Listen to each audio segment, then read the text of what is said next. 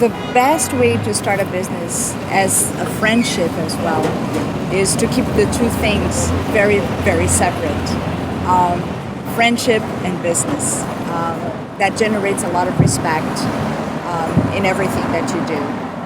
I would say. I don't know if Sandie needs to add to that. No, I think when you're starting a business, I think it's actually good to have a friendship, but it's a double-edged sword because you also know so much about the person, so that can lead to making assumptions that don't necessarily need to be made when you're talking business. So I totally agree with Deborah that one of the biggest things that you can do is to save your friendship, to have respect for that aspect of yourself, and to not make assumptions about the other person.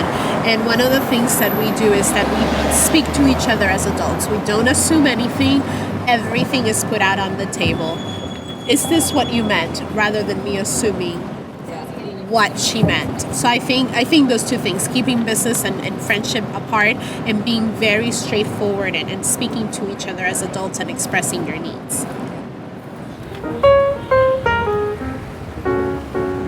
Well, the way we go about finding inspiration for our work is everybody that surrounds us. Like, we surround ourselves with very amazing people.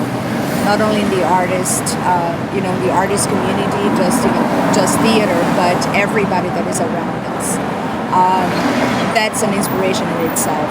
People are an inspiration for us.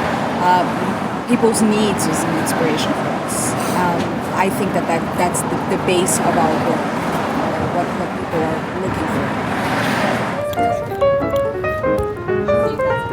We wanted a space where new innovative works could happen, and so we have created a business model where our aim is to support that kind of work that we believe in, and we want to do it in a way that we haven't seen it done yet. So I think another important point in raising funds is to think outside the box. Yes, there's the usual grants and fundraising, but also think about how can you make money. I think sometimes as artists, we think that if we think in a business way, we're less of an artist.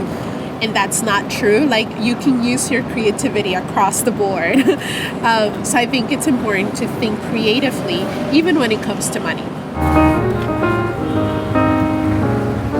I mean, it's New York City, so there's a gigantic pool of talent and people, and then it's just a matter of who's right for what project and who do you want to work with. And there's a lot of factors why you choose to work with someone, and it all has to do, you have to have clear where you're at in your life and what your priorities are. For us right now at this point in our careers, we really care who the person is. So you could be really talented, but if your values are not aligned with our vision, then we're not going to work together.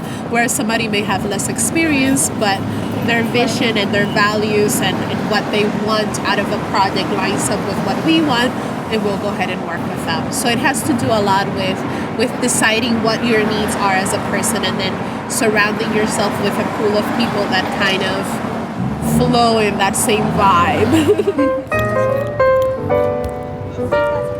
So I think in 5 years, what I see for us in the future is a company that is constantly producing innovative work, a company that's nurturing and fostering voices that haven't been heard. As two Latina women, we're interested, we know how much talent there is out there that doesn't get a platform in the American theater scene, that needs to be heard because we are American.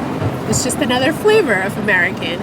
I think that's my biggest concern right now, widening the scope of what's out there artistically.